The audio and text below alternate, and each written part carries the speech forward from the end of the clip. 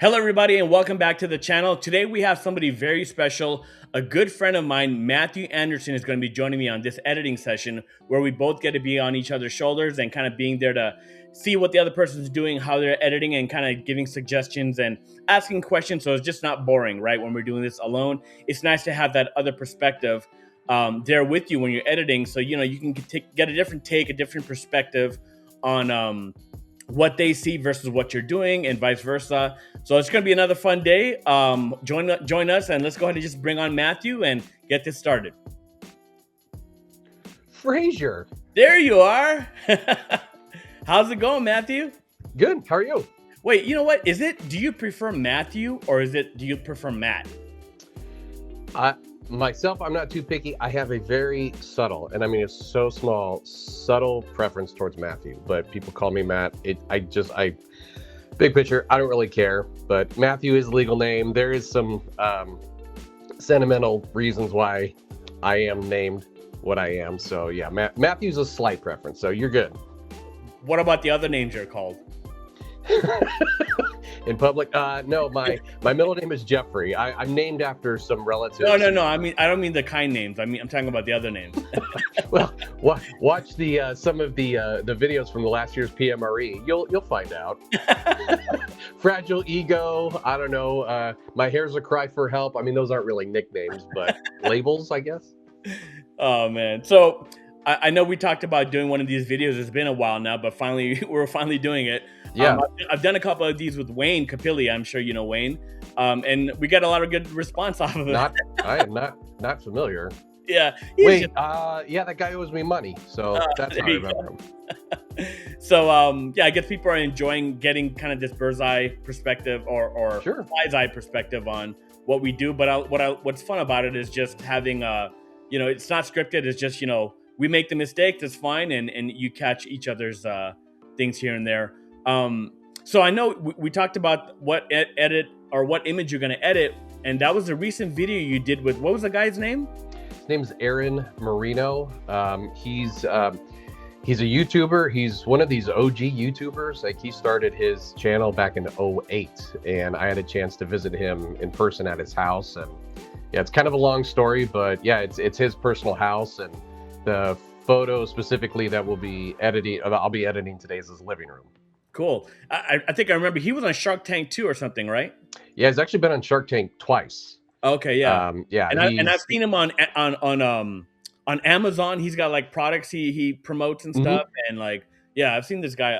So that's pretty cool. I saw that video. For those of you who haven't seen it, I'll put a link here down below up top. It's a great video. It's a nice perspective from the photographer's point of view, working with the client on, finding the compositions. You guys are going to love it. I know you're going to be putting together the editing side of it. When do you plan on getting that out there? So this is the first one. My goal was to either shoot an editing video either this week or next. And when you reached out about this, I was like, oh, the timing's perfect. So this is photo number 1.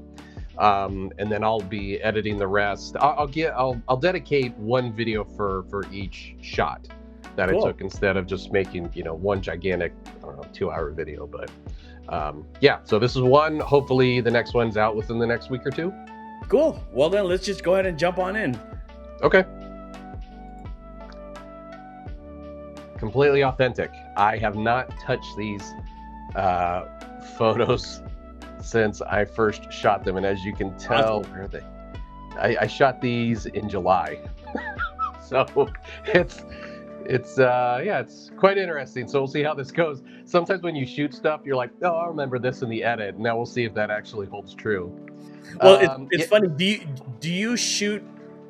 Some people shoot and try to get it in camera. Do you shoot to edit? So your shooting style is in a way so that you're doing things so that when you go back to post, you're gonna have what you need to edit, or do you try to get it as much as you can in camera? It's a mix of both. I mean, it depends on the shot, obviously. I mean, there's different factors for each. But when I start using flash, which I do in this shot, you'll see that for the most part, I remember what I was thinking. Now that's not to say that every single time I do it. There's times I've had a shot, I'm holding up umbrella and I'm like, what in the world am I pointing it at? Why did I do that? So I don't know. I'm having this battle with myself from the past of going, what were you doing? So, if I remember right, I think for the most part I should be okay on this one, because if you want me to kind of get into it, and this is 100% natural ambient shot. As you can see, it's all natural light, literally floor to ceiling windows. And so the battle I kind of had even on site, and I'll have it right now, is what looks better, the ambient light, or does it look nice? Does it look a little bit more polished with a little bit of flash? I honestly have no idea, and I'll probably find out as we go into this. Even from the ambient shot, I can already tell there's some issues. There's quite a bit of blooming here on the right side. There's some color issues. I think the image is probably a bit on the warmer side based on the way the ceiling looks, but even at that, we're getting a little bit of blue. Looking at just this ambient photo, majority of the percentage of the image looks pretty good, like the light, the fall off and all that kind of stuff. It's just maybe 15 to 20% like the glare and the views that need to be addressed, right? So maybe it's a mix of both, right? So it's not just pure but who knows, maybe the flash is doing something that the ambient is not, and you may go that route.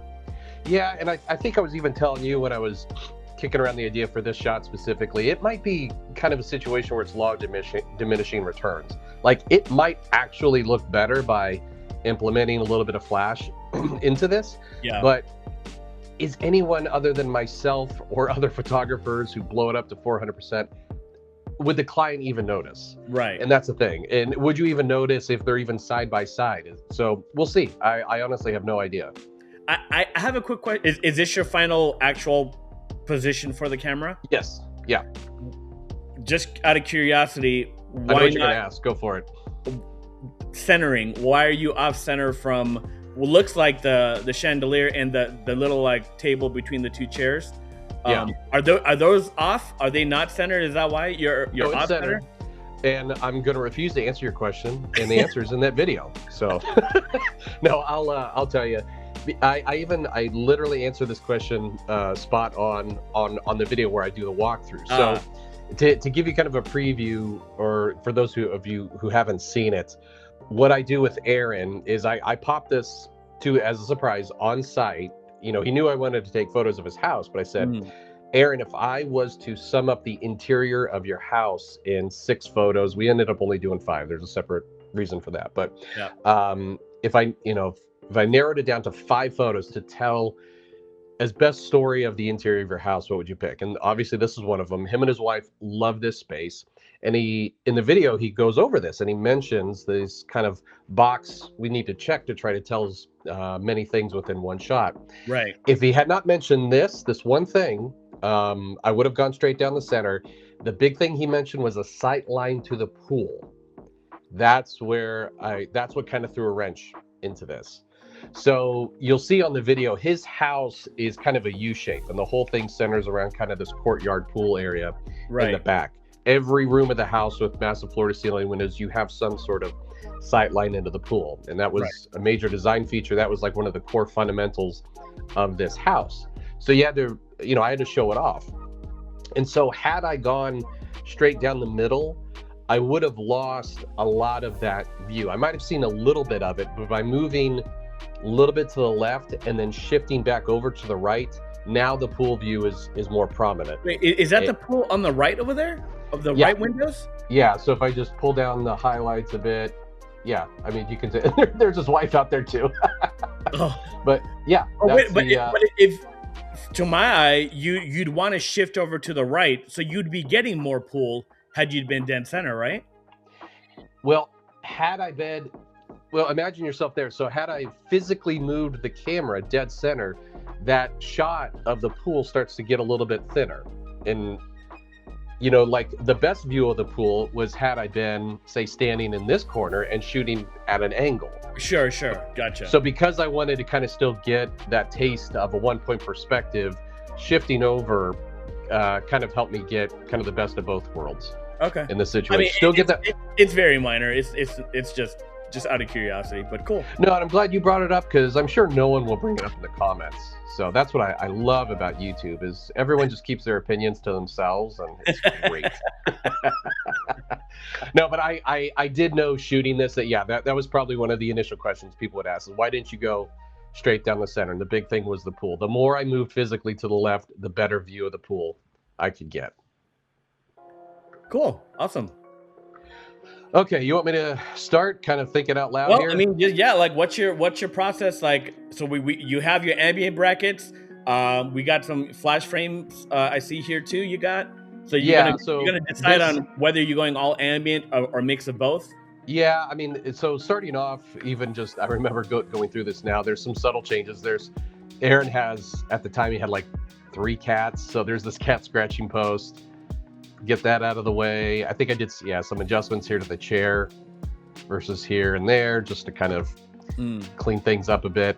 And then I just start bracketing down. What do you do? A set of 5 or? I start. Or you manually bracket? I just manually do it. Yeah. Okay. I'll start where the camera thinks it's about. I think 1.7 or 2 stops overexposed, and then going down to where it's about 1 stop underexposed. Let's double check. Yeah. So I start shooting down even darker, and now we have like a really, really clear view of the pool. Nice.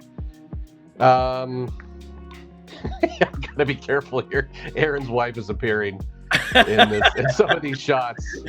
Thank goodness she's blurred, and she is wearing a bathing suit. So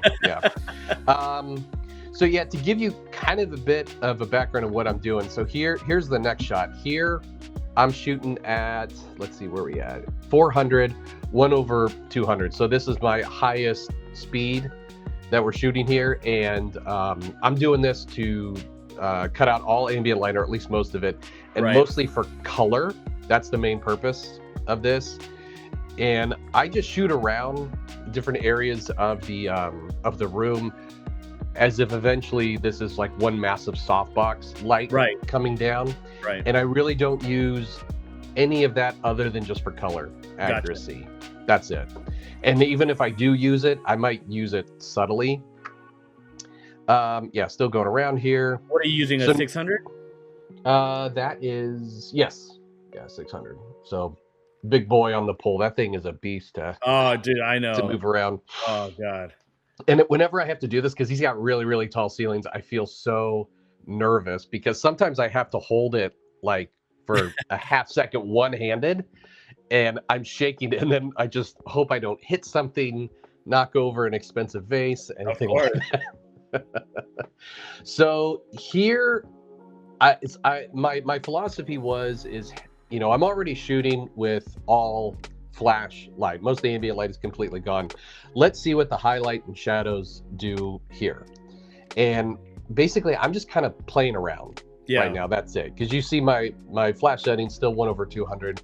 Could I piece this together and make it look cool? Yeah, but it would almost look too fake. It would look way too flashy. So now you can tell here, I'm starting to slow the shutter speed down, and I'm letting in some more of that ambient light. My own brain, what I call this is like reverse engineering flash. It's somewhat of a similar process to what I think Stephen Carlish does. Right. But for the record, I didn't steal this from him.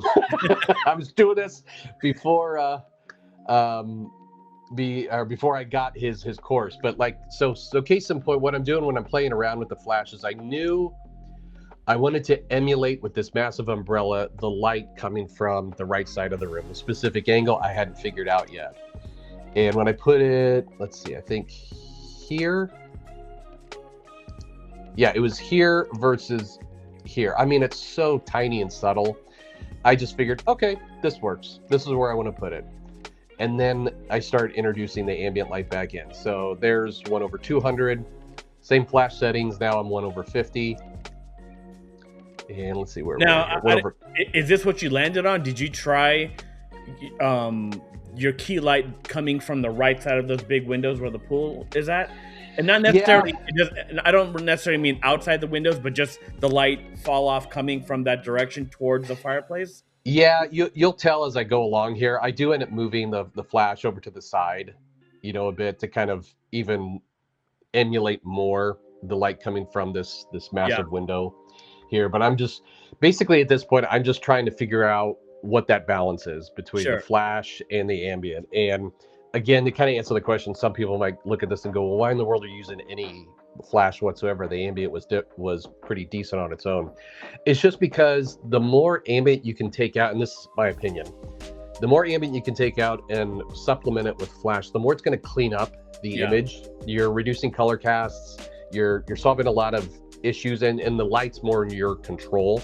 Now, right. again, you go too far with it, it's going to look fake, and that might be someone's style. But again, for mine, I'm trying to find that balance of a clean looking photo that has that touch of surrealism without looking fake. I don't want it to look inauthentic. I want to try Right. to find that balance somewhere in between. So let's see, shooting from the hip here. I might use this one as just kind of a starting point. So I'm just gonna label it purple, just so I have a reference. Just my thoughts. The reason Yeah, why I wouldn't use this one right here is because the shadow fall off doesn't make sense to me. doesn't yeah Like doesn't line up. yeah, with what's going on outside, right? It And might also with with these. I think yeah, that's about yeah, it. These little ottomans yeah, here. Yeah, you can tell it's coming from the corner, and especially here. This looks right. very, very, very, very fake. Let me go through here. But there might be elements of that one that you can use to kind of dial in the fine. Yeah, I think I slowed down the shutter speed just a hair here. What did I do? Something looks dark. Oh, I remember what the problem was. Yeah, the day we were shooting, there was like cloud cover coming in and out. So I think if you go from here to here, settings wise, nothing changes. It's Interesting. literally just the clouds starting to come over. So I do like that one though. I just kind of moved behind. Yeah, Yeah, this so one makes more sense to me with the fall off of the shadows and yeah, stuff. As far actually, you're right. I'm gonna unlabel this one because I don't think I really. Yeah, I'm gonna use this one 22 as the base. So I'll keep that one. This is just a white balance check. I kind of move in different parts of the room just to make sure the white balance is good. So let's see, where are we at? We're about at 5750, 13. I'm going to use another position here, see if this is the same. The tint's the same across the board.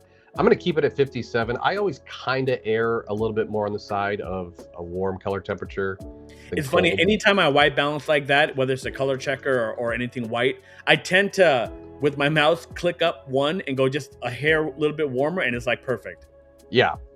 Yeah, because I think it just, I mean, like I went up a hair at 5700. Even if you go spot on, like the one said 5500 or give or take, I mean, it starts to look a little bit too sterile. Obviously, go too far, it looks awful. But No, yeah, no. and that's the taste. Everybody's style's different. So Yeah. I'll go 5700. I mean, I might as well just start doing a little bit of editing here. I just shoot from the hip, like I don't know, -40 to tame the highlights a little bit. I'm gonna lift the shadows roughly about the same. We'll go 50. Gives a little bit of HDR-y look. I'm gonna bump up the clarity. I don't know, let's go 20-ish. I might even do the contrast at about. It's a little bit too contrasty. Let's go 10. What are you shooting on anyway?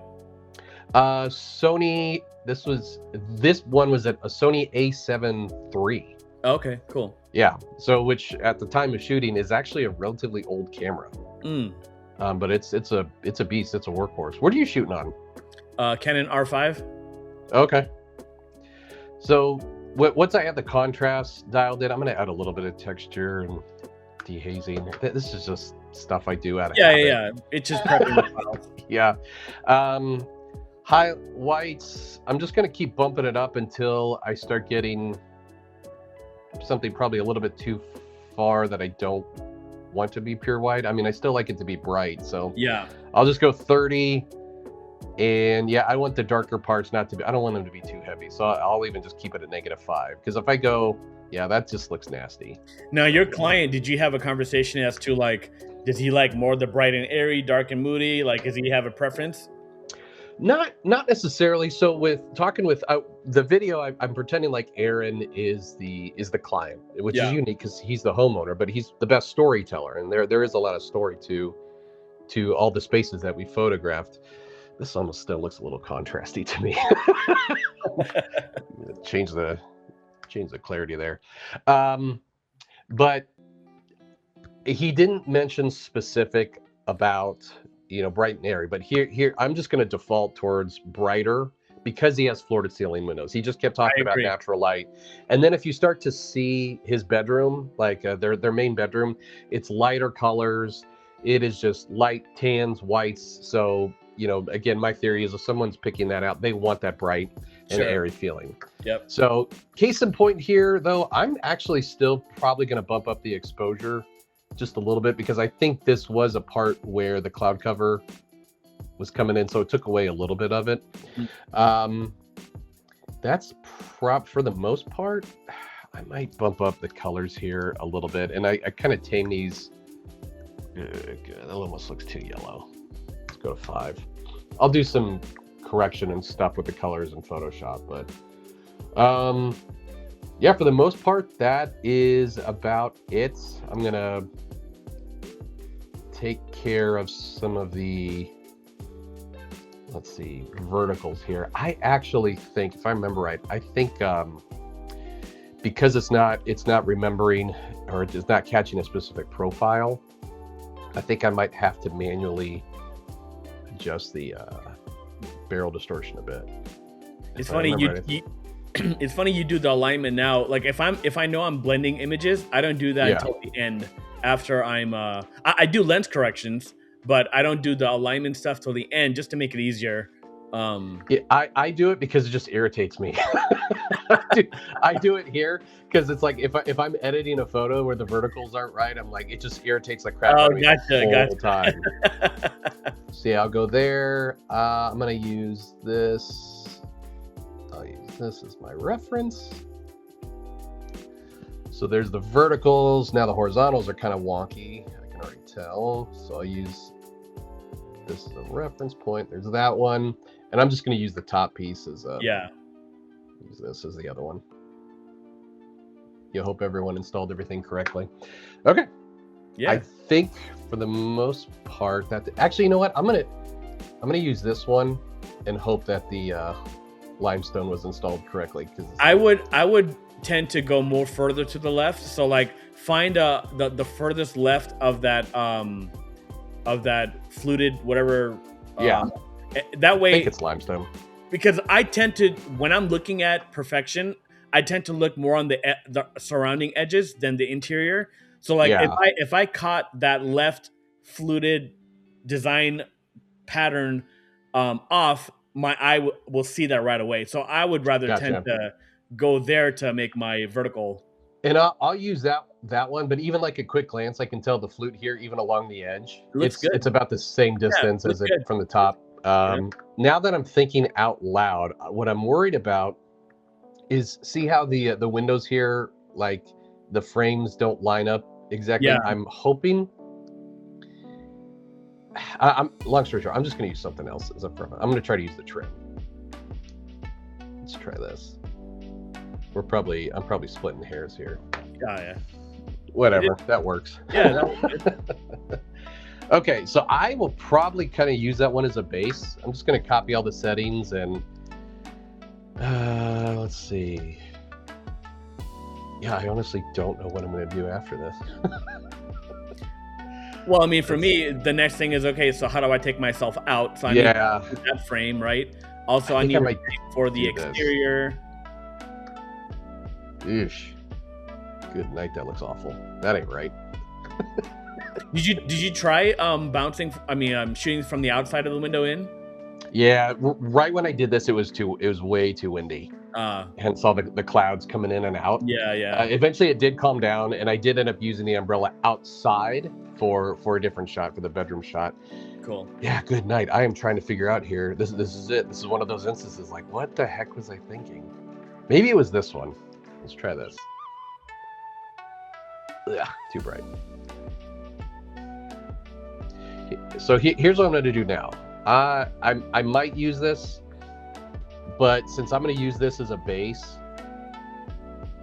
this one, I'm going to go back to an ambient shot and let's see. Yeah, let's try this one.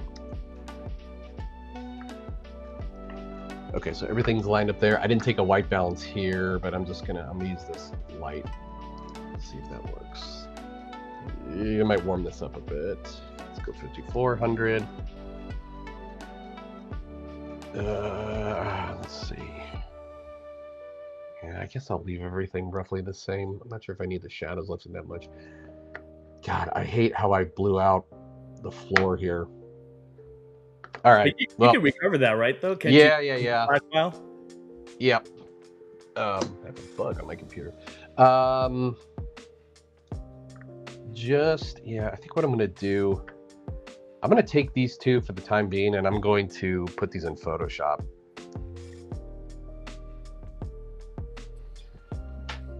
I don't know if it's an optical illusion, but the horizontal still seems weird. I'll verify it, but how are you gonna address the windows if you're only using those two files? We'll see. I'm not gonna spoil it now. So, yeah, just as a real rough draft, what I'm doing, I'm just gonna paint myself out for now. Let's use a soft brush.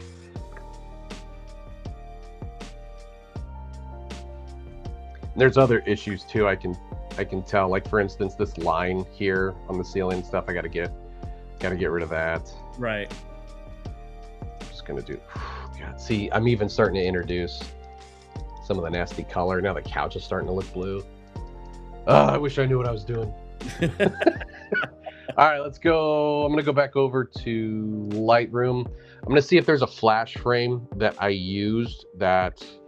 See, it's interesting how you're doing what you're doing. You're going back and forth, whereas once I leave Lightroom, I don't typically go back unless I'm really something specific. So I'll prep all my files, exterior, taking myself out, ambient files, and I bring them all together in Lightroom, auto align it just to make sure I'm good, and then start editing. I might use this one. The only thing that's bugging me is the color. I think it needs to be warmer. It looks way too purple. Yeah, I saw that. Funny how the purple's coming in. Yeah. Okay, I'm gonna try to go warmer. I'm gonna go 5900. And here's what I'm gonna do. Okay, I can still see the floor, so I'm gonna throw this in to Photoshop. What you can do on a layer like this, when it's very particular on color and you're not 100% sure and you know you're going to be fiddling with it, instead of opening it like how you're doing it right now, I would open it as a smart object, and that way I can have full raw ability to still mess with that in Photoshop if I need to. Well, now I think I might have just found another problem. Oh no, I think they line up. I thought the layers didn't line up there. Okay, so I know by blending this in, hopefully, I'm not going for 100% color accuracy at this point, but I want it at least fairly close. Sure. So I know the lighting is going to look a little wonky here, but by introducing this frame, I can still get some detail out of the window. The blooming's minimized a bit, and obviously you can tell here on the couch, like, you know, the lighting is way off. Like the light doesn't come from that direction. Right. Okay, for the most part, that is good. What I'm going to try to do now is go back and figure out how to resolve these little lines here in the ceiling. I love it. Like I have this all figured out beforehand. This is great. I mean, because I'm Fraser, I'm really smart. So what you need to do is label this as the kindergartner's version of how to use Photoshop or editing. Okay. Yeah, I think the solution here is I'm just going to have to use, I'm going to have to find an ambient frame. The ideal situation, yeah, would have been sticking a flash outside the window, but I did not do that. Well, see here, I like what's happening with the right side floor where the window's at, right? Like you get Yeah, detail there. I like the shadow fall off coming from th- that couch where the throw's at, on that one shot you just had. yeah. I mean, if you really wanted to get anal and bring all that in, but Yeah, so here's what I'm gonna do. Yeah, this is what I do sometimes. Like internally, I'm getting a little frustrated, and I'm like, so I'm getting a little irritated at myself because I'm like, oh, I wish I would have done this on site. I was, I told you the story. I was a little frustrated at myself while shooting this because for a stupid mistake, I cut myself short on time. So I was kind of right, rushing through some of this. So anyway, when I run into situations like this, if I have to keep going back to ambient shots, what I'll tell myself is I go, okay, fine. Here's what you're going to do. I'm going to now edit this ambient shot in Lightroom as if this is the photo I got to turn into the client. mm, And then what I do is I'll start taking elements of that and blending it into the flash shot. right. So I want to make sure first and foremost that my white balance is pretty spot on. I'm going to try this. Let's see what that tells me. Yeah, I don't like that. Still a bit too cold. Still cold. Good night. Okay, I'm going to warm this up a bit. Let's go to 5600. I think the tint is pretty good. And the only thing that's still bothering me now at this point is the elements of blue. So there we go. I'm just going to go ahead and take the blue out. Yeah, see, if I bump it up, I can tell I can see where it's at. I'll take it down to 60. There's probably some aqua in here. No, not too much. See if there's any rogue greens. No. Okay, so the only thing that's still bothering me is the floor is still way too blown out. I'm going to lower the highlights, maybe the overall exposure a little bit more, just so I can start to see a little bit of that flooring. Flip the shadows a bit. Does that still look overly warm to you? No, it doesn't look too bad. Looks all right. I think I might tone it down just a bit. Let's try that. Okay, so now I'm going to throw this into Photoshop. Okay, now it's in Photoshop. I'll drag it over to here. Yeah, I mean, it's fairly close. Clearly some color stuff we're going to have to clean up. Now I will kind of paint some of this. I'm going to subtly kind of do a blend between the two of them. Yeah. Maybe like that. And then I'm definitely going to use those layers, the color layer, or the layers I was using for color to clean that up. But the main purpose of this one was this. Yeah. Get rid of those lines. Blend in some reality back into it. Cool. I think for the most part, a lot of the heavy lifting has been done. I'm probably 70% of the way there. Now, I'm going to get real. Yeah, what you got? Something I was hearing you as you were brushing in all that stuff. You're clicking, click, click, click, click, click, click, click, click on your mouth. Is that how you tend to do it? Yeah. Yeah, I don't. I do it completely opposite. I just move my mouse like an airbrush. So for me, it's the more I airbrush, the more it gets either more opacity or less opacity. So I'm not needing to click, click, click, click, click, click, click. You know what I'm saying? Yeah, I think a lot of the things I do in Photoshop right now are just habit, stuff that I've done for years. I'm an old man, so it's one of those things like, if it ain't broke, don't fix it. Because I hear comments all the time when I'm like editing a video. Some guy, someone will pop up like, well, if you just did it this way. I'm like, dude, just yeah, this is how I'm doing it, man. I know. So Fraser, back off, buddy. No, I'm kidding. when I'm with Wayne, he's always like that. It's like, why are you doing like that? Leave me alone. Leave me alone. Leave me alone, Wayne. I just want to edit my photo. No, it is cool to see stuff like that. Just like everyone has kind of their own way to go about doing it. So, okay, I think, like I said, for the most part, I think most of the heavy lifting is done. Now I merged this all into one layer. And then what I'm going to do is basically clean some of this up with the colors. I bump up all these colors to see how much of it is actually in the shot. Like, I know for a fact there was nothing purple or violet in there. So I'm going to pull that down to next to nothing. Blues, I'm guessing there's still a decent amount of blues. And when I boost these colors, the other thing I'm verifying is, was there in fact anything in the shot that was blue? Because Right. I don't want to suck the color out of something course. that was meant to be that. Yeah. Here it's the floor, some in those coffee tables that wasn't meant to be there. Clearly there's some in the windows. I'm just going to paint that, brush that back in. But for the main living room, I'm taking that out. Let's see, kind of the cyan color. Yeah, wow, there's a lot Oh, there. I'm going interesting. to take that out. Greens, yeah, dang, dude. Now, obviously, I can tell the plants, that's got to stay green. Right. But to keep it simple, I'm going to suck that out. And then the other thing I do is I find this, I find this in Sony cameras. I don't know if I'm doing something wrong or a color profile setting or something. I do find that the yellows tend to be a little oversaturated, especially when I start introducing additional contrast into it. So I'm going to take that down to 10. It's going to look a little muted probably, but I think once I start reintroducing, like if I want to add a little bit more contrast or make adjustments, it's going to kind of bring that back in. That might almost be a little too heavy. I'm going to go -5. Now I'll just take a brush and undo the places it should be. Like I know at the window, the sky is blue, the water is blue, even though I might really not use this shot. And then paint it back into the plant. Although it's nothing major. Yeah.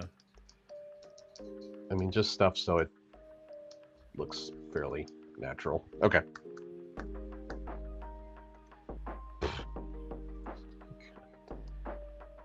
Okay. I think for the most part, it's pretty good. I still see some problems. I want to get your opinion on this so far. What do you see some problems? I don't like the blooming on the windows on the right side. Which I'll take care of that. Yeah, I know you. Yeah. Other than that, the inside, it looks good. Do me a favor, throw a curves layer on top of this whole thing. Okay. And just hit auto. I just want to see what it thinks the exposure should be. No, hit auto. Auto. Right okay. there. Yeah. Oh, so it actually wants you to go darker. Interesting. Yeah. So I just kind of do that as like a second opinion to see like what it thinks it should be. The other thing I'll do sometimes is linear contrast to see what that does. I use linear contrast all the time, but I use that to polish, and that's like the last thing I do. Yeah. Add a little micro contrast, and it kind of cleans it all up. And yeah. Gives See, a little pop. I like that. I like what it does just so far, but I might back off the opacity on that so it's not so heavy-handed. But I agree with you. For the time being, I'm going to take that out. Here's my issue that I already have, is because I took the blues out of this bottom right corner, it looks very gray. Versus here, there's more warm tones. And even though I did get rid of the blue, I got rid of a lot of the color here. Yeah, so you can just add a warming layer and just brush that in. Yeah. Or I'm going to go back to Photoshop. Lightroom. Yeah. So now what I'm going to do, I'm going to create a completely different photo. And this might be overkill. We might be getting into the territory of law of diminishing returns, but this is for my own sanity. So I'm going to start doing a color layer here. I'm going to paste the same settings as far as the alignment and everything, but I'm going to zero this all out. Okay, now what I got to try to do, because I want the colors to be pretty stinking accurate, I should have done like a color checker thing in here. Let's try that. I'm a good professional. Yeah, that's awful. Let's try this. That looks pretty good. Yeah. But I think it's slightly too warm. I think the tint is decent. Just for kicks, I want to see what it's like if I go down even cooler. Does that? I actually think that's pretty accurate right there. For this, I'm just going to tame the highlights a little bit, bump up the shadows just a hair. And so now what I'm going to start doing is recreating this image just with, like, again, this imaginary softbox. Do it here. Let's try it here.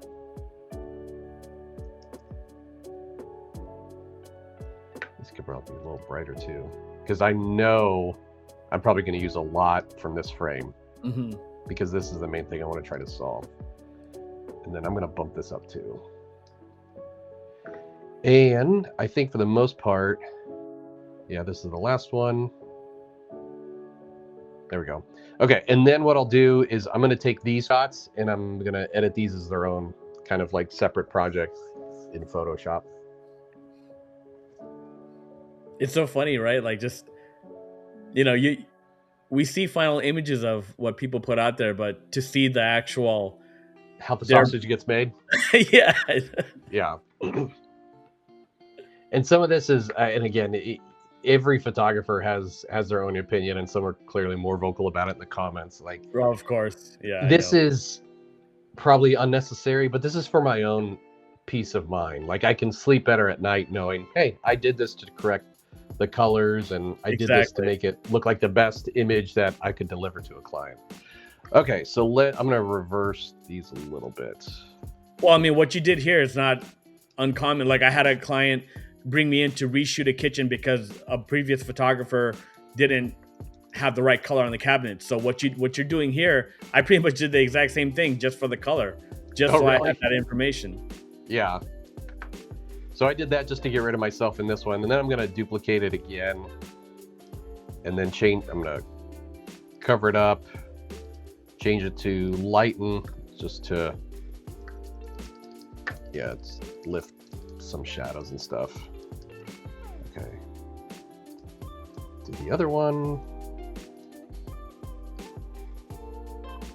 Lighten. And I mean, people are going to watch this. Clearly, I'm introducing some other issues here too. Like, you can see this weird line that's created by the shadows there. I'm not going to use that 100%. Well, try this though. Instead of using lighten on that one, try using screen. Screen? Okay. Yeah. You get a better transition of the shadow fall off. That's cool. It blends in. So now use opacity to dial it back. Yeah. Or if not opacity, then you can use a curves to darken it or whatever. Yeah, that's not bad. Yeah, for the most part, I'm getting what I want so far, and this one's just kind of a cherry on top.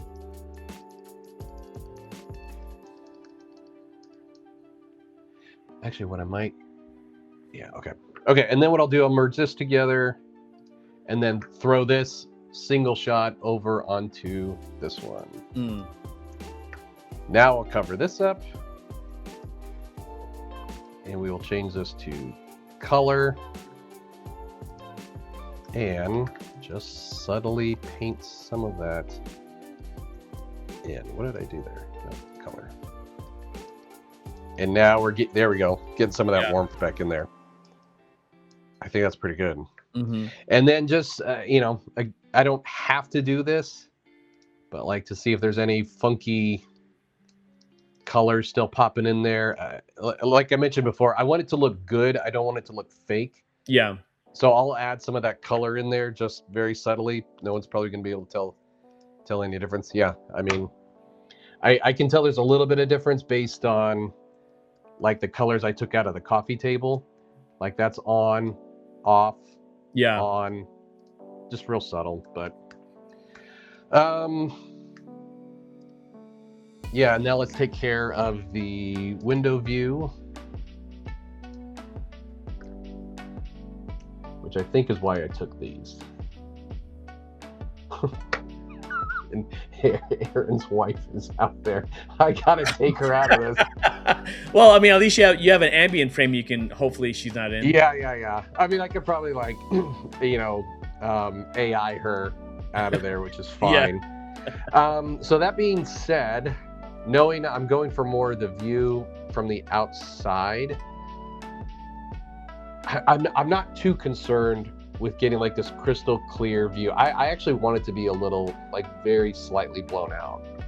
Right. I think for me that when it comes to the views on this shot here, is just primarily helping to alleviate the blooming around the black, of the frames. So, and then you can dial it to whatever you want, however, bright you want to keep it or dark you want it. Yeah. So let's go. I'm gonna throw this over in there. This will probably be my last move before like any curves or anything. Let's see how much of a difference it makes. Yeah, clearly there's a ton of blooming. Here's what I'll do, just to kind of make it quick and dirty, I'll do a brush at 100%.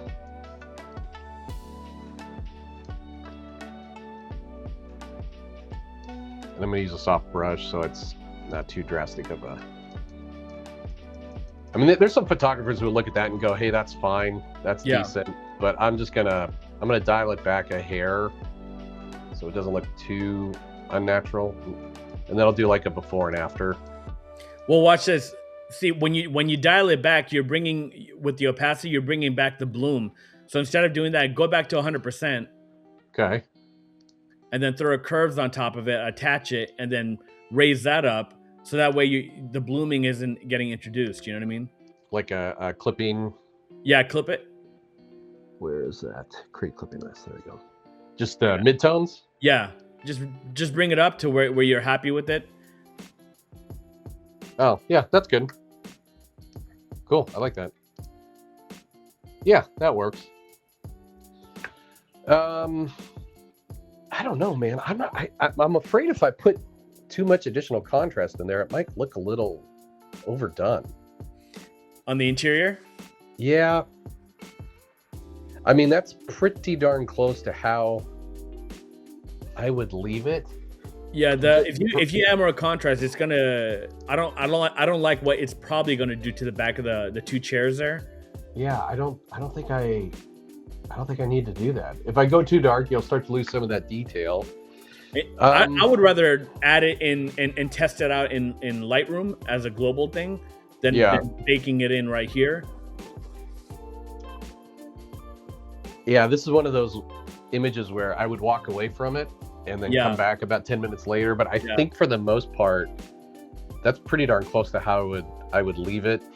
Again, I mentioned it before. I'll take Aaron's wife out of the shot. I'll clean up, depending upon who the client was. I'd probably clean up the can lights. I'll clean up the little this little thing on the floor. I think it's an outlet on the floor, maybe even the outlets there on the wood wall back there. But I think for the most part, that's pretty much it. The only thing, as I'm thinking out loud, I might do is to take my ambient shot that I did before. I'm going to do this in real time. Hold on. Here's what I'm going to do is I'm going to go back to this ambient frame. I'm going to throw it over here. Let's make sure they line up. I think first off, I think there's a subtle difference. I might have had the camera get bumped or something. Come on. Merge visible. Just so I make sure I'm not messing anything up on the lines.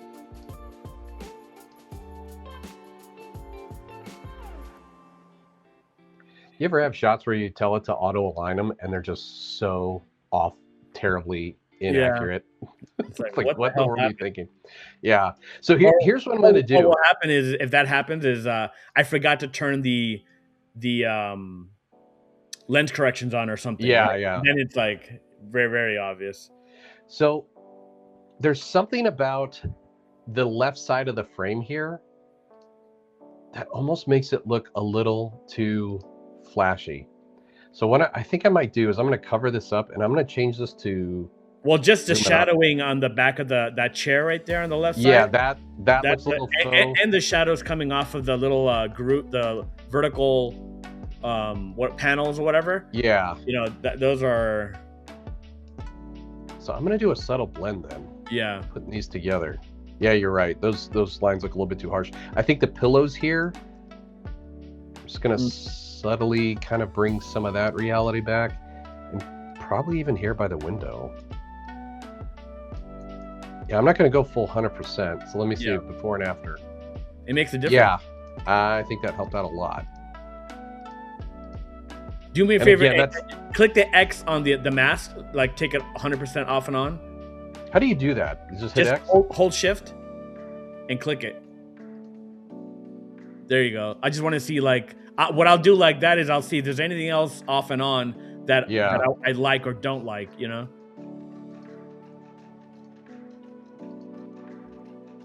I don't know. Yeah, I think I like it with it subtly blended in. Yep. Okay. Well, yeah. I mean, if you got the time, I'll clean this up and let's yeah, I don't want to take too much time. This is the one that's irritating me. This one, so let's get rid of that. Firefly, is that the right one? I know that now there's like a bunch of them, right? You could pick from. Yeah, I get overwhelmed with this stuff. Okay, get rid of that. Let's just do that one, whatever this is.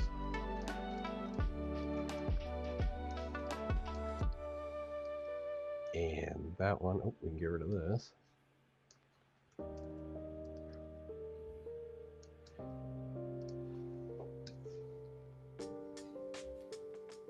One thing I know, for instance, Tony would mention, do you know what the term, they say tangents? So you see how the TV in the background, in the backyard, how it's like flush next to that line of the window? Like it's causing like well, I forgot the word, but I think that's like a tangent, right? Or for instance, for instance, you would like if it lines up, that actually is more distracting than if it wasn't there. Yeah, or if there was a gap in between that and the actual vertical window thing, it's aesthetically more whatever, right? Okay, that makes sense. And then the other thing is when this is done, I'll show you the throw on the couch. Yeah, I'm gonna try to just take this out completely. That's not bad. Yeah, that works. Okay, throw on the couch. Yeah. So you see how that throws? It's kind of touching visually the chair. Like in person, I would have shifted over the throw so there's like a little bit bit of space. Yeah, I mean it's just minor things. Oh, look at that! Is that a phone right there? Where? Here? Next to the throw. Is that a phone? No, that's a coaster, and that's gotcha. Reading glasses. Yeah. I did make the conscious choice to leave that there. Yeah, I don't know, man. I think for the most part, that's pretty much done because of the little corrections I did on some of them. Like you can tell, I've left. Do me a favor. Put back the TV real quick. I just want to see something. Okay, zoom in on it, and then turn it on. Okay. Throw make a folder. Make a folder. Yeah, so underneath, like a group. Okay. Make a group folder and put that in there. Yeah, that right there. Okay. Okay, now drag that in there. Just this one? The TV one, yeah. Okay. And then close the group. Okay. Okay. Now, turn the layer on. So I mean off, so I can see the TV. Okay. Okay. Make a selection. I just want to see like add that little sliver of wall in between the TV and that vertical beam. Do you know what I'm saying? So as if it was shifted over? As if it was shifted over, which is not, but I just want to see keeping the TV in there if it looks nice for the composition as a whole. So either add the vertical beam or make a square selection around the TV and just and then hit mask so that it only shows that. I mean, if I was gonna do, because that's literally the edge of the TV, like it lines up right there. I mean, if I was gonna keep the same proportions, just copy and paste. Well, I would do this. I would take this, because if I stretch it out, I got to make it. Okay. I see what you're going to do. Yeah, that's even better. So I go edit, paste. And then add back in the... So put that above the group and turn the group on. No. So, I wouldn't do that. I would. I well, would. then I mask over it and bring that beam back in. Is that what you're saying? No. So undo that. Undo that. Okay. Make it the regular size it was, Okay. and just shift over the TV to the right, Oh. like that. So there's a little bit of a gap, and now now introduce that generative fill you just did, where you took To out the space background. there. Yeah. Okay. I don't know if I'm doing this the correct way. Which I think it was in that group. The group you put into that group. It's unchecked. Oh random. yeah. Sorry. Yeah. Turn that on, and then put this layer above it with the Yeah, TV. you're right.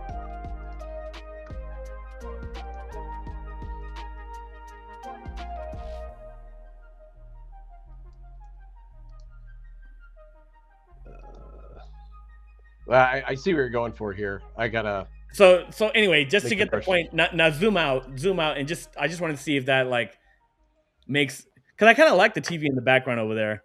Yeah. You know. I mean, for my own thing, I'd probably still, for my own photo, I'd still take it out. Yeah. I like the stone on there, but Gotcha. yeah. But yeah, for the most part, I think that's pretty much it. Cool. Yeah, I'm done. Do you do anything back, like once you save this and it's back in Lightroom? Do you do anything else in Lightroom, or are you kind of just you're done? That's it. Yeah, I converted to a color the RGB color profile, saved as a JPEG, and I'm finished. All right, cool. Well, that was awesome. Interesting to see. Your shoot here. The way you're The wrong way to do it. The wrong and right way. And it's funny, like sometimes when I'm shooting and I edit, it's never there is some consistency, but it's never always 100% the same. Like do this system and you're always going to be, there's always like something, right? You have to figure out. Yeah. So yeah, that's cool. All right, let's hop on to mine here. Okay. All right, here we go. So this was a shoot I did a while back for my client. I'll show you the shot we're gonna work with. It's this one here. Yeah, so this is the ambient frame. And in regards to timing, I had that same situation where homeowners lived here, and I only had so much amount of time to be able to get all the shots that I need for the designer. And with this particular designer, they're all about like, I don't care, I just need pretty photos. So I have full creative control as to what I think is gonna look good. So this shot, for instance, I'm gonna reverse the light direction from here coming, instead of from left to right, it's gonna come from right to left. Okay. So if you look at this previous photo, this one's already edited. This is where that light's coming in from the left, these windows here. You posted this shot, haven't you? Yeah, I posted this a while back. Yeah, looks familiar. So in situations like this, like especially for like a designer where they're not so anal about, light direction and architectural, things like that, where they just want pretty photos. So for this next composition, because it shows like the staircase and the entry, I'm just gonna be like, okay, cool. I'll use my flash to kind of fix this so that the light direction is coming from right to left instead of left to right. So that instead of it looking here, like obviously this is very flat, right? Like that light is just creating a flat image. So using the flash will help me to fix that in post. So yeah, to get started, I'm first thing I'm looking at is like, let's see here. This one might be possibly, I could use that for the ceiling. Let's see, this one, or maybe this one. This one I might use if I want to use to bring in some ambient stuff, maybe. Yeah. Let's see, we need a window view, so let's go with this one. So I'm just gonna dial this back a little bit, get some details in the sky. As far as the shoot goes, I'll ask kind of a devil's advocate question, because you got the mini cans on, because the cliche question, lights on or lights off.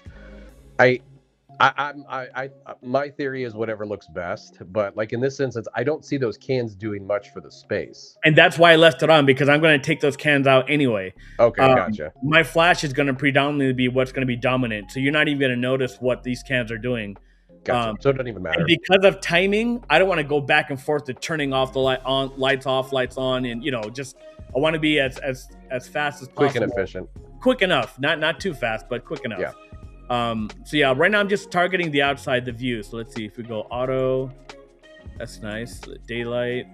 That's a bit warmer. Auto. Yeah, I'll stick with auto. So I just want some detail, but I want that I can brush in later. So that's good enough for that. Let's look at the flash shot. So here's like just a base one, just to cover my ass if I need to add some fill in there. So let's see, white balance. Bounce off the ceiling? Bounce off the ceiling, yeah. Okay. White balance, that looks actually good. Okay, so we'll just do that. Open up the shadow just a little bit. So I'm prepping my images right now. Let's see. So these are the main ones I'm going to use to kind of build the shadow pattern. It's okay there. This is probably the main one. You see how I'm darkening the left side over here? So open that up. White balance. So nerdy photo equipment question is, are you doing most of your direction? Like if you were to gun to your head, answer it, is most of your lighting direction based on bouncing off the ceilings? Depending on the space, like sometimes if I'm doing an A&D shoot, I might break out the scrim. Gotcha. But for this situation, I'm bouncing, and that bounce is coming down and adding the light fall off, because the main thing is like, okay, what's my key light? My key light in this scene, I want it to come from these windows to the right, right? So if that's my key light, then it should be bright to the right and dark to the left, right? So that's what I'm trying to do. I'm trying to overcome that previous ambient to create my own key light, and then I'll add the fill to what I need. So, all right, so keep going here. So I'm just looking for the images that are coming from that direction, and just kind of adding a little bit of stuff to these. And I don't necessarily know if I'm going to need it, but I'd rather just get out of Lightroom and into Photoshop as soon as possible. Whereas I know you were kind of going back and forth. I kind of want to only go back to Lightroom if there's something I missed, but I want to have all my layers in Photoshop ready to go. And again, I think I alluded to part of the reason probably I kept going back and forth is just because it's been, I don't know, almost half a year since I shot it versus editing. So I'm trying to even remember what I did before. But well, I mean, even this one too. Like this was actually a while back when I shot this. So, okay, so yeah, that's good. So with all that said, I'm just going to grab this one here. I'm going to raise up this ambient here just a little bit. All right, so we'll grab our images. And here. So I think this should be all I need. So right click, edit in, open as layers in Photoshop. Okay. I actually, full disclosure, I saw some of your photos recently and thought, man, if I have a white ceiling, I just need to start, basically, I need to start implementing your style and technique into some of this. I think sometimes based on equipment that we have, we might overcomplicate it. And right. It's like shooting through a scrim versus a ceiling. It's like, is it that much different? And granted, in some situations it is, but if I can kind of accomplish the same thing just by bouncing a light into a massive white ceiling, it's like, why not? But... Well, the thing for me is like, it depends on time. For instance, I like the Stephen Carlish scrim approach where it's all kind of in camera and it's very little editing back in post. And what I also like about that is I can light farm. So once that's there, I can go and get all these vignettes and compositions with that same direction, and I don't need to do all this blending in post, right? So depending on the client and how much time I got, I might use that approach. But in here, in this situation, it's like, this is my default, what I like to do. Just if I have white ceilings, I'll bounce, create my directionality, and go from there. All right, so the way I go about attacking this is, my first thing is whenever I start editing flash and blending, I'm looking for the image that looks as close as possible to what I envision the end result to be. So that being said, if I go through these, I'm looking for that flash file. that gives me this one. Probably that one. Yeah. Yeah. So this one looks as close to like the directionality I want. Obviously, it's a little bit too dark on the left, but for the most part, I like the shadow fall off coming from this light source. So I'm going to bring this all to the bottom. And then we'll see what these other images are doing. And with that pose too, do you ever like look at the camera and like try to make like a rock star face? I would. Just a bit of advice from a fellow photographer. It's funny now that when I was doing these YouTube videos and going back to older stuff, I'm like, yeah, I need to wear a little bit longer shirt. Like my stomach's popping out. Like, what the hell? I can't be making videos like that. You know, like what the heck? And as you can see in the shot, I was really gassy. Yeah. Okay, so anyway, so this is my base. So now I'm looking at, okay, what do I need to take care of initially? Obviously take myself out. I don't like the reflection coming off of the tile pattern here. I need to bring up this information here. I don't like the green from the window tint on the back of this, so I'll color correct that. And maybe soften these shadows that are coming off the flash here, but for the most part, this is a good starting off point. So let's see. Looking at my other images here, what's that doing? Okay, that's going to be for the staircase area. That's fine. This one, I kind of like what it's doing here for the tile area. Let's see what else is here. That's a little bit too bright. So actually, I'll use this one to fix that. So let's bring that down, put a black mask, grab my brush, change it to white. So here, I like to do a flow of like, let's say 15. And I just kind of move my mouse back and forth. You see how quiet it is? You don't hear any clicking. You're just irritated by the clicks, that's all. So I'll fix that. Now I'll just do it off and on and see what else this is bringing in here that I like or don't like. Do you remember for a hot minute, like the new fad was these those like tablet pen things to edit on those? Maybe some photographers still do it. I tried that, but I like the mouse better. I tried it too. I just could not do it. I kept wanting to go right back to the mouse. So here, I don't like the shadow coming off this wall. See this hard flash shadow? So here, it's not there. So I kind of like that. So I'm going to brush that in. So, oops, what the heck just happened? All right, so let's brush that in. There you go. That's softer. I like that. Okay, what else? Anything else here that I like? Well, I can just take myself out for now.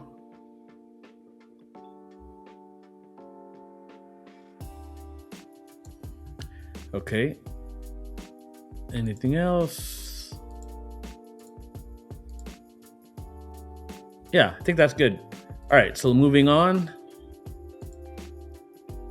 Okay, we got the staircase there, so let's go ahead and hit that. I'm going to hit screen because I know the transition of the shadows are going to be better. Going to just add a little bit of information there. I don't need a lot. I don't want this getting too bright. Just a little bit. Something like that. What else is this doing? Nope. Okay, that's looking okay. Okay, the left side of this, I'm wondering if I have a flash file that'll fix that, or it just might just be the ambient I'll use to bring that in. Let's see. Can I ask you one question then? Yeah. So like for the left side with those vertical pieces, obviously there's quite a bit of light fall off. Something I've done before, I don't know if you've ever done this, is basically how you know how you had your one frame where you're like, this is it, this is close to what I wanted, is to bump up that exposure by, I don't know, 1.5 stops. Obviously, the part on the right side is going to be practically blown out, but the left side would be good, and then blend that in with a soft brush. Is that something you've done before? Or yeah. Well, here though, like no matter how much, you do have those funky shadows, so that's what I'm trying to get rid of. So I'm looking at something that's going to help me soften that. So like here, see that's how that's like gone. So I might bring this in and just kind of fix that line.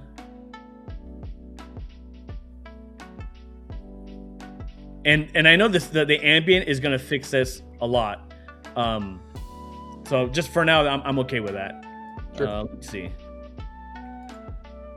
Anything here I want? I like how I'm getting more information here. So what I'll use this one for too is add some more information to the bottom of that floor. That looks good there. All right, cool. What else do we got here? Is any of these usable? I don't like the reflection of the inside that fireplace area, so I'm looking for also something. Oh, there we go. That's a nice one. Let's see. Ambient. Let me look at the previous ones we have. There's that one, that one, that one. Nope. So this one will be it.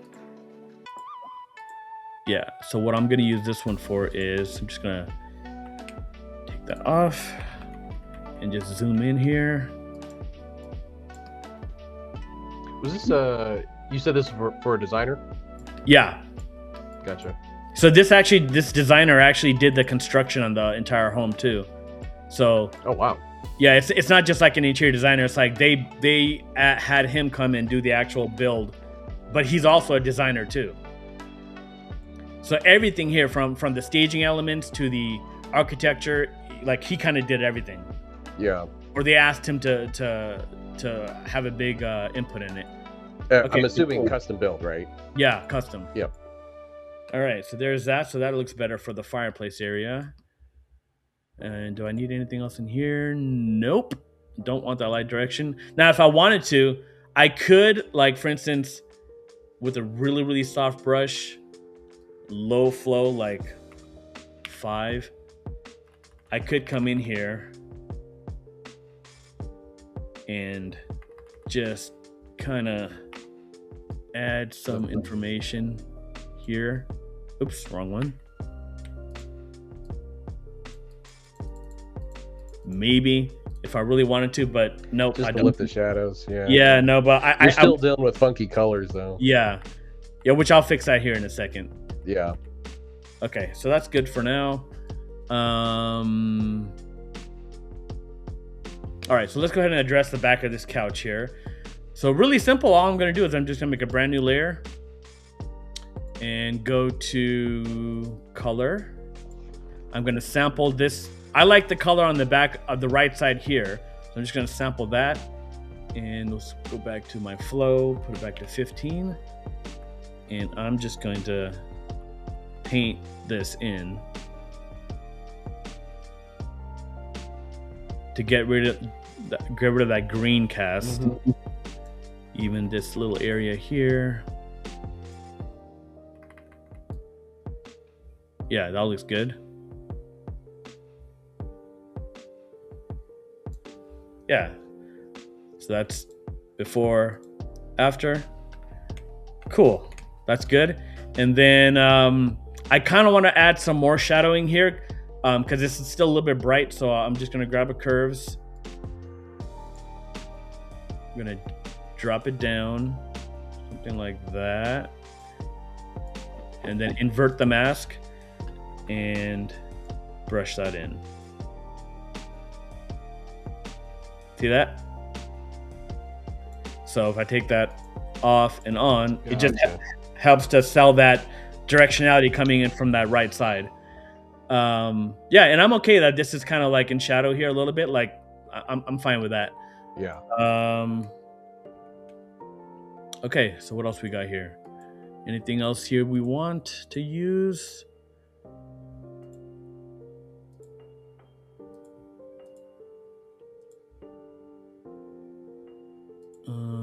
Oh, actually, I like this way better for this right here. So if you look how bright that is, this wall here, that's pretty bright. This is way softer. I like that a lot. So I'm gonna use that. So I'll bring this in.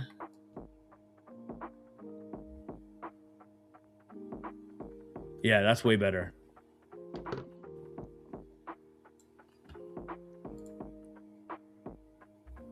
And I'm gonna bring that underneath here.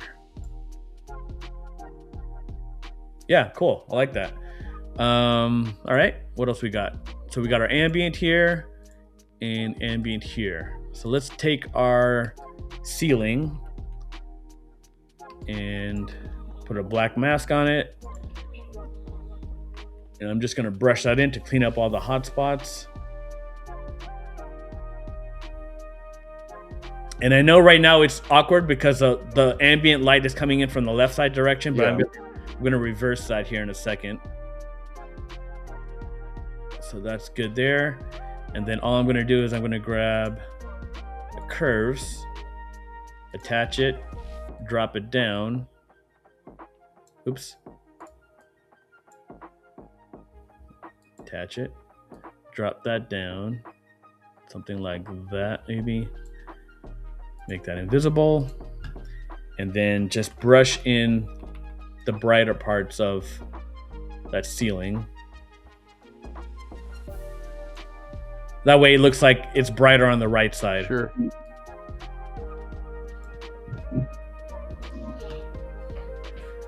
Let's raise up the curves a little bit.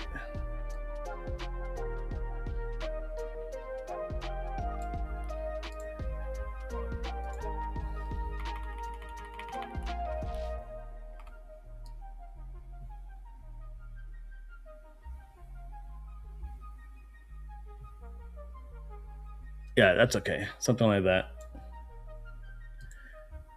All right, we're getting there. Don't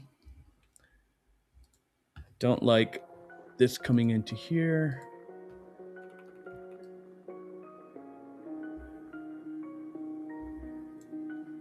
Cool. All right, now let's go ahead and tackle the...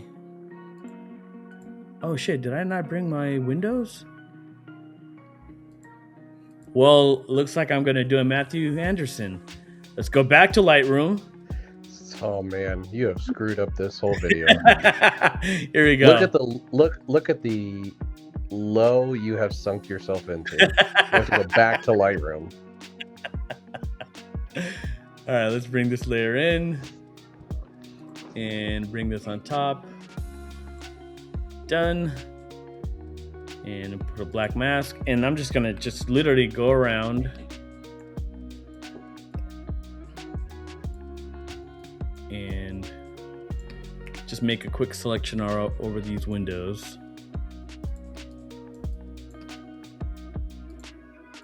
This was when I shot this. This was when I was using my 5 DSR. Okay. Before I had the mirrorless, which I love this mirrorless camera.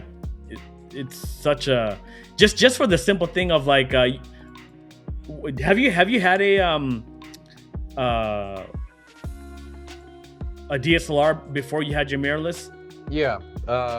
When I started getting, doing more professional stuff, I think I had a Canon 5D Mark III. Okay, so my workhorse camera. You know that if you're, let's say, up against a window, a big window or something, you know that the light is coming into the eyepiece, and that's affecting your exposure if you're doing like an ambient bracket or whatever. I love that I don't have to worry about that kind of stuff now with the mirrorless, because it doesn't matter if light's shining directly into like your eyepiece. It's not gonna affect your exposure values and things. Yeah, I noticed. I don't know if it was just, I don't know what they call it, if it's in your head,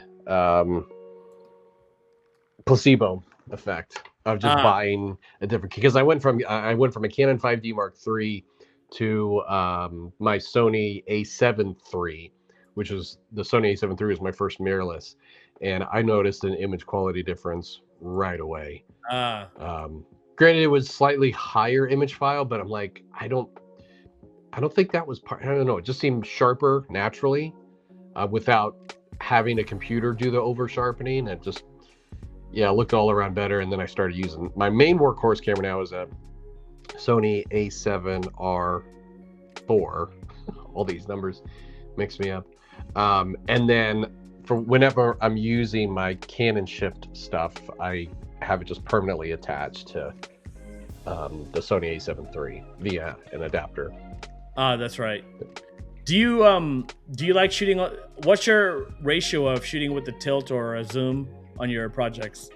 Probably. In all reality, 85 to 90% of the stuff I shoot, I'm shooting on either a 24 to 70, or if I have to go wider, my wide angle lens. I really am only using the tilt shift stuff if I'm in a pinch. or if it just, compositionally it just lends itself to it, Yeah. or yeah, I mean, and which that's what I had to do in that situation on the image I was editing was, hey, if I still want to get this 1 point perspective style, I physically have to move here, but instead of rotating, I'll just shift over. Yeah. And yeah, tilt shift did it. Now in reality, could I have done the same thing by shooting ultra wide and cropping? Of course. I mean, that's just kind of the nature of tilt shifts. That's how they work. Despite what people will say in the comments of my YouTube video from a while back. People still have yet to disprove that. They'll say it, but they won't show it. So yeah. All right, so here's the window, and you know what? I just realized what I did not do, what I should have done, but oh well, too late now. It is what it is. I didn't add my lens corrections to all this stuff, so I do have a little bit of distortion, but hey, it's okay. It looks you can correct that in Photoshop too. Decent enough. So here's my window. Obviously, that's way too dark. So what I'm going to do is I'm going to put a curves on top of it, and I'm going to put that layer as screen, and then attach it, and then dial that to where it looks good. Like, so we got some detail still in the clouds and some information there in the wall and stuff. If I really wanted to be anal, I can make this selection, make a new layer, grab this color here, and just go color and just paint in that. Nice. Might be a little bit too much. I'll dial it back with opacity. Because you are looking at it through glass, so it's going to alter it slightly. Yeah, so something like that. I think that's okay. That's good, yeah. Yeah. So the other thing I'll do, I do not like this TV, so very simple. I'm just going to make a new layer, make a selection around this here.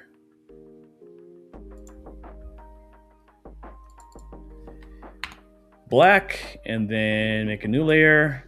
Change that to white. Did you learn this from one of my Kelly's old videos? I don't know. I've done this on so many things. Yeah. Just add some directionality from that right side. That's okay. Okay, so that's looking good. So now let's go ahead and do a curves on top of everything. And let's see what Photoshop thinks of this edit as far as exposure goes. Oh, wow, it wants me to go brighter. No way. But I will go a little bit brighter. I'll go a little bit brighter there. Then I'll do another curves for my final little touch. Linear contrast. Oh, kind of cool. And then, so now what I do is I'm going to go ahead and save this, bring it back into Lightroom, because I actually like to do my final little tweaks there to really finish this off. So let's go ahead and save it. Man, this was such a good fireplace. I did like dead on 45 degrees profile shots, because I use that flame for so many different flames of fireplaces. So that's the real flame? That's real. That's real. That looks so picturesque. It's great. All right, so that's done there. Let's go back into Lightroom. All right, so we're here. And first things first, here, I'll just go ahead and align this. So we'll use this right here. For the right side, we will use this vertical strip here. For the left side, that's good. I do not like how much, oh shit. You know what? I completely forgot something. Let's go back into Photoshop. How did I miss this? What do you think I'm gonna do? Go back. You saw something you missed. Yeah, completely. Give me a category of what you're thinking. Ceiling. Oh yeah, removing all the cans and stuff. Yep. So we're just gonna do the same thing. You screwed it. You call yourself a professional? People pay you for this? I'm gonna keep the speakers. I think that looks kind of cool, but I'm gonna get rid of this stuff.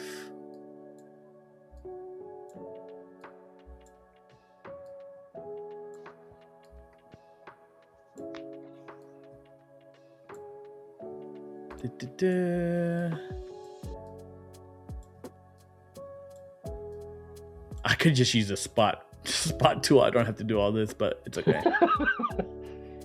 But if AI can do it, one fell swoop, why not? Yeah. All right, almost there. I think I'll get rid of this speaker. It's kind of awkward. Dust spot. Yeah. Okay, I think that's cool. I kind of like the vertical strips there. I'm going to keep that. All right, cool. So let's do remove.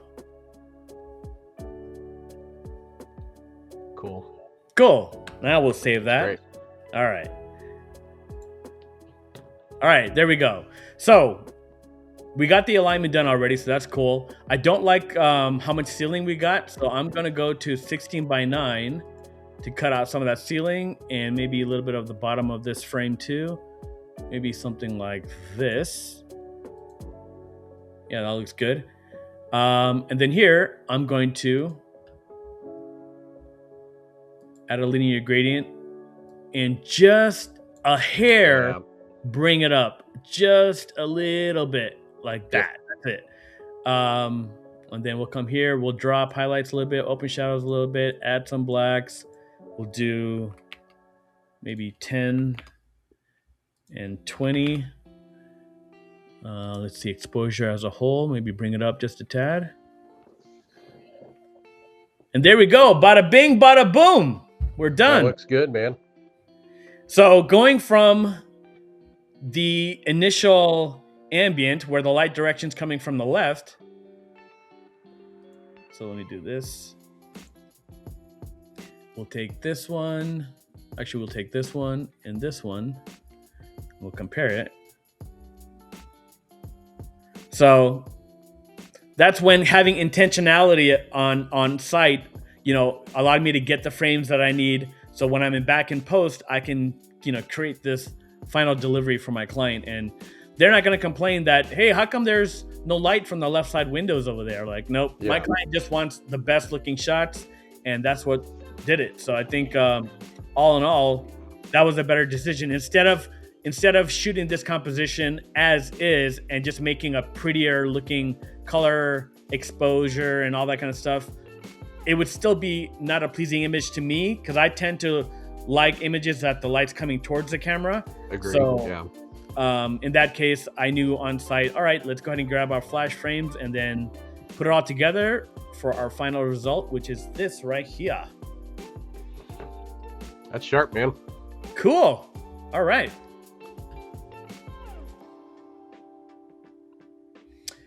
All right, Matthew, that was fun. Did you, I know this is the first time of us doing it, but did you have a good time? No, and never invite me ever again. No, this is great. Yeah, it is kind of cool to go through the process and hear another perspective to not only, give your input and possibly learn new things, but then ask questions as to why you're doing it. And I think it's just cool to see the nuances that every photographer brings to not only shooting but the editing side too. I mean, it's literally half the job. So I thoroughly enjoyed this. This is great. And what's funny is like sometimes you just won't see something that's just so obvious, right? Like having another perspective just there to kind of watch, not to like scold you, but just like, hey, what about that? Like, oh shit, I didn't think about that, and it's just kind of cool, like seeing different approaches and what works for somebody might not work for you. Like you said, like sometimes we're ingrained from years doing the same thing over and over again, and it's fine. It's just what we're used to, right? But it's nice that sometimes you can take bits and pieces of what someone's doing to. Oh, you know what? Actually, before we go, can I show you one more thing? Yeah, go for it. So, have you heard of Luminar Neo? Yeah. So I used it for a while, but then just found myself using it hardly at all. So I had a subscription for a while and then let it run out. This is the new feature that it has. I'm just going to use this final image here. We'll just use this as a test. But sometimes if I'm trying to go for actually I'll use this one since I already have it open. We'll make a flattened stamped image, and then we'll go here to filter, Luminar Neo. Especially when it comes to adding directionality, this new light depth feature it has is freaking amazing. Great. Now you're gonna sell me, and I gotta resubscribe. Wayne, me and Wayne have been using this on some of our stuff, and it's crazy. Like, I hope Photoshop or Lightroom will integrate this at some time. But so here, if I go to edit and we go to light depth, Okay. it pretty much recognizes the entire geometry of the space. So if you see this little icon, the little panel here, Yeah. and if I hit amount, I'm just gonna say right there, and I open this up. Look what happens if I drag this. You see this? What in the world? Isn't that crazy? And look, it's pushing Holy the light cow. into the geometry of the home, and it's giving me the fall off. You see that? Isn't that That's crazy? crazy. So if I want to be like, okay, I want that light definitely coming in from those windows back there, and everything else should be falling off. Like I can raise this or make this tighter or smaller, and if I take that off and on, like the cool thing about this is, So let's say that little dial, are you literally changing the direction that the light is? yeah, well, not the only thing that I hate about this is only one direction, forward and back. I can't do left to right. You know what I'm saying? Like I have to kind of, Okay. yeah. That's the only thing I wish that they would update that, but I can make this softer if I don't want it so harsh. So it's less. But let's just say that's what I like. I'll hit apply. It's going to add some more directionality into a flat scene. Yeah. This is a really great way of doing that. So it's going to add this to the layer. So now if I take that off and on, I have a layer here that I can like just put a black mask and literally go in here and paint like more directionality, right? If I want. Interesting. Yeah, see, look, even here, this is giving more shadowing over here. Dude, I think this is getting close to, I know AI is a hot button issue. I don't think I think there's certain genres, well, let's face it, AI is going to eat up certain genres. That's for sure. I think AI, I would be surprised if, I mean, I would, 5-10 years from now, I still think there's going to be people who will artistically recreate scenes. Yeah. I think photographers are going to be some of them. I think how we go about doing it might be very different. I could foresee something like this, where you literally take a bunch of different shots. You know how like when people are recreating faces in movies, where they scan their face like a gazillion times, then they can take that face and rechange the look. Yep. Yeah, I could foresee it turning into that. Now, does that mean everyone's going to be able to do it? I think the barrier of entry might, but I do think you're still going to need that artistic touch. So yeah, for us to maybe sometimes we might just take a gazillion snapshots, throw it in a computer, and then we can artistically recreate light however we want. So right. I think that's cool. That's pretty awesome.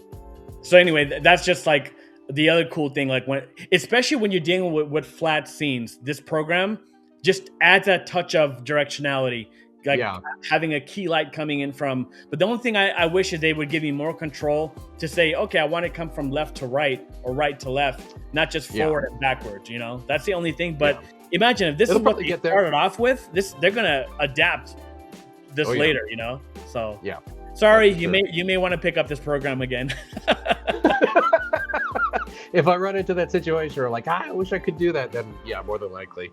So Matthew, go ahead and give everybody your channel. I think for those of you out there who haven't seen Matthew's channel and love this kind of stuff, he does a lot of good stuff on photography for being on site, dealing with clients, licensing photos. I mean, everything. He's got a great channel. So Matthew, go ahead and plug yourself. Yeah, if you're on YouTube, just type in Matthew Anderson Photography. It should be one of, if not the main thing that pops up. Yeah, like Fraser said, it's a variety of stuff as it relates to architecture and design photography. And I try to make it a fairly even mix. So yeah, it's the editing, the shooting side, as well as the business side of it too. It's a whole other part of doing this line of work that you run into, dealing with clients, copyright, licensing, contracts, all that stuff. Although some photographers view it as boring and they just want to watch the editing stuff, that business side, it's extremely important to being a freelance photographer for sure.